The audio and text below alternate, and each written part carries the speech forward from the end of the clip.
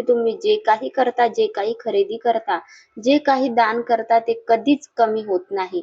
उलट आयुष्यभर वाढतच राहतं. तो दिवस म्हणजे अक्षय तृतीया. अक्षय तृतीया हा हिंदू धर्मातील अत्यंत शुभ आणि पवित्र दिवस मानला जातो. अक्षय म्हणजे कधीही न संपणारे आणि तृतीया म्हणजे शुक्ल पक्षातील तिसरा दिवस. या दिवशी केलेले प्रत्येक शुभ कार्य अनेक पटीने वाढते असे मानले जाते. म्हणूनच या दिवसाला खूप मोठे धार्मिक आणि आध्यात्मिक महत्व आहे. 2026 वर्षे अक्षय तृतीया 19 एप्रिल रविवार या दिवशी येत आहे. हा दिवस सकाळपासून शुभ मानला जातो आणि कोणताही वेगळा मुहूर्त बघण्याची गरज नसते. या दिवशी तुम्ही खरेदी, काही शुभ कामे, नवीन कामाची सुरुवात निश्चितपणेच करू शकता.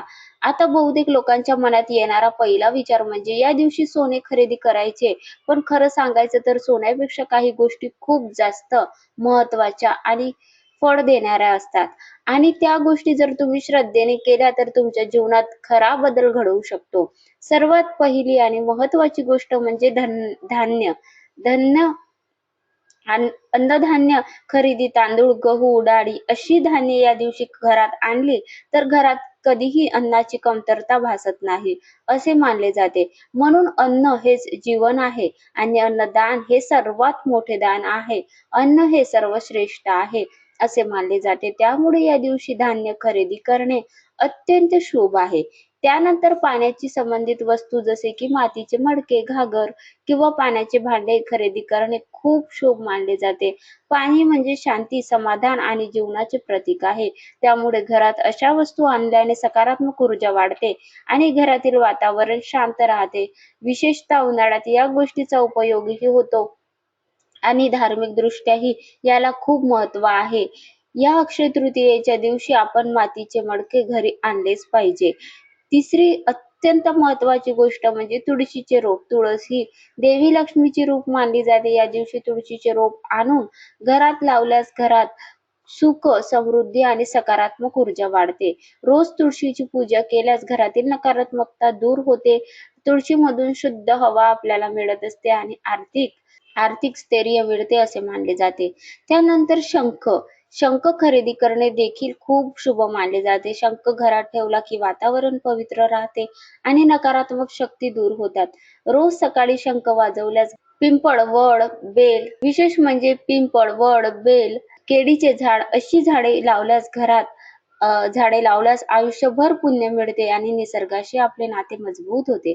आजच्या काळात झाडे लावणे ही केवळ धार्मिक गोष्ट नाही तर पर्यावरणासाठीही खूप महत्त्वाची आहे. तसेच धार्मिक ग्रंथ खरेदी करणे हा देखील एक चांगला पर्याय आहे.